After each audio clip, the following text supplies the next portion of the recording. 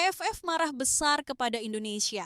Selama bertahun-tahun, Piala AFF menjadi ajang paling dinantikan oleh pecinta sepak bola di kawasan Asia Tenggara.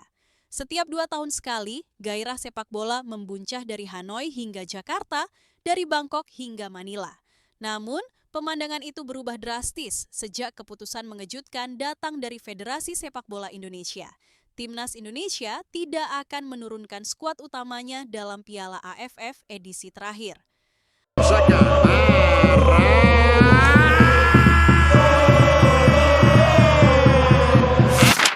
Alasan dibalik keputusan itu sederhana namun tegas. Indonesia memilih untuk memprioritaskan kualifikasi Piala Dunia 2026. Setelah bertahun-tahun berjuang dalam bayang-bayang prestasi Asia, Garuda kini menatap panggung dunia dengan keseriusan penuh. Federasi Sepak Bola Indonesia menilai bahwa Piala AFF tidak lagi sejalan dengan roadmap jangka panjang yang disusun untuk menembus level tertinggi sepak bola internasional. Keputusan itu sontak mengguncang AFF. Selama ini, Indonesia bukan hanya kontestan, melainkan jantung dari popularitas turnamen itu sendiri. Tanpa kehadiran pemain-pemain bintang dan atmosfer fanatik dari para supporter Indonesia, aroma kompetitif Piala AFF terasa hambar.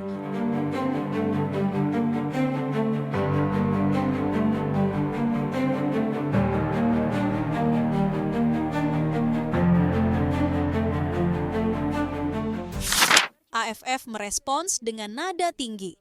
Dalam konferensi pers yang digelar di Bangkok, juru bicara federasi menyebut keputusan Indonesia sebagai langkah yang mencederai semangat persatuan Asia Tenggara.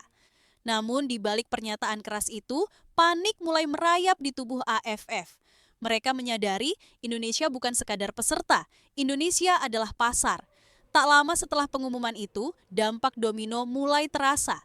Rating siaran pertandingan Piala AFF anjlok. Pasar siaran di Indonesia yang dulunya memberi hak siar bernilai jutaan dolar, kini beralih menonton laga-laga kualifikasi Piala Dunia zona Asia.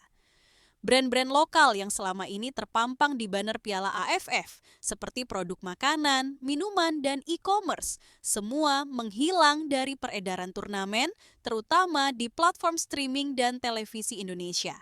Sponsor utama dari Indonesia yang selama ini menyumbang hampir 70% pendapatan turnamen mengalihkan dana promosi mereka ke kampanye kualifikasi Piala Dunia. Media sosial yang biasanya penuh dengan tagar dukungan untuk timnas kini sepi dari euforia. Kemarahan AFF justru berbalik arah menjadi bumerang.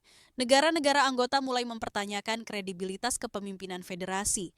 Sebagian menyayangkan pendekatan konfrontatif terhadap Indonesia, sementara yang lain khawatir efek jangka panjang terhadap keuangan dan citra kompetisi. Dalam upaya menyelamatkan kehormatan yang tersisa, AFF menyusun rencana spektakuler. Mereka mengumumkan bahwa akan ada laga uji coba internasional antara ASEAN All-Stars menghadapi Manchester United, klub legendaris Eropa yang memiliki basis penggemar besar di Asia. Pertandingan dijadwalkan berlangsung di Malaysia dengan harapan bisa kembali menarik perhatian regional, terutama dari Indonesia. Namun rencana itu tidak berhenti di situ. AFF secara khusus meminta Jay Itzes, bek andalan timnas Indonesia yang kini bermain di Liga Top Eropa, untuk menjadi kapten ASEAN All-Stars. Dalam pandangan AFF, kehadiran Jay sebagai figur utama akan menjadi daya tarik luar biasa bagi penonton Indonesia. Kampanye promosi pun digelar besar-besaran. Poster Jay Itzes berdampingan dengan para pemain Manchester United terpajang di media sosial dan billboard. Tiket pertandingan dibanderol mahal dan disebut sebagai laga bersejarah yang mempertemukan Asia Tenggara dengan kekuatan Eropa. Namun, tak semua pihak terkesima. Alih-alih memancing antusiasme, keputusan AFF malah memicu reaksi keras dari publik Indonesia. Netizen ramai-ramai menyuarakan penolakan terhadap keikutsertaan Jay Itzes dalam laga tersebut. Mereka menilai pertandingan itu tidak memiliki urgensi, terlebih Jay kini tengah berjuang bersama klubnya yang berada di zona degradasi. Memaksanya bermain dalam laga eksibisi sangat berisiko, baik secara fisik maupun mental. Biarkan Jay fokus di Eropa, jangan tarik dia ke panggung yang tak ada artinya, tulis seorang fans di media sosial disertai ribuan dukungan.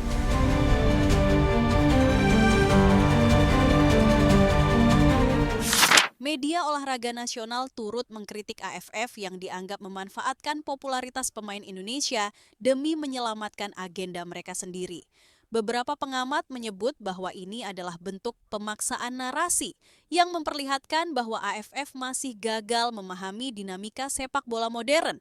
Kritik terhadap Piala AFF tidak hanya datang dari Indonesia, tetapi juga dari negara-negara lain di Asia Tenggara.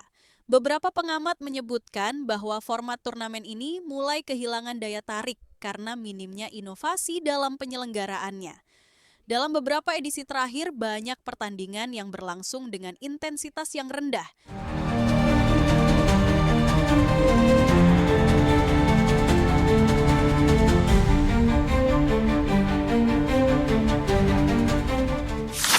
PSSI pun akhirnya buka suara.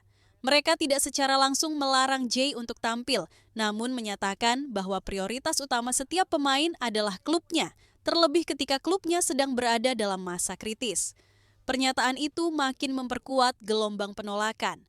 Tanpa pemain Indonesia, laga ASEAN All Stars versus Manchester United kehilangan daya jualnya. Di mata penonton Indonesia, pertandingan itu bukan lagi duel bergengsi, melainkan sekedar laga eksibisi tanpa representasi nasional. Alasannya jelas dan terukur. Pemain-pemain tersebut memiliki komitmen bersama klub yang sangat krusial, dan laga eksibisi itu dinilai tidak masuk dalam agenda FIFA terlebih. Beberapa dari mereka tengah memperjuangkan posisi klubnya di liga masing-masing dan partisipasi dalam pertandingan non-kompetitif dinilai terlalu berisiko. Kasus ini menjadi cermin bagi sepak bola Asia Tenggara tentang bagaimana organisasi regional harus beradaptasi dengan perubahan zaman. Indonesia bukan lagi negara yang puas hanya dengan bersaing di level ASEAN. Mereka memiliki visi besar untuk menembus level dunia.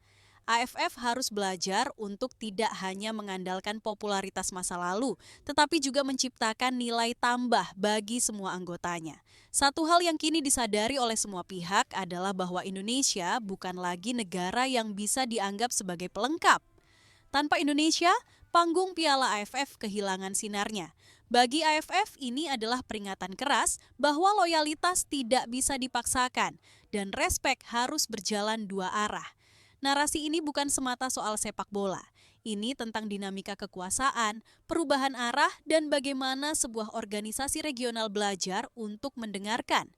Indonesia telah memilih jalannya dan AFF harus memutuskan apakah mereka akan mengikuti zaman atau tertinggal di belakang.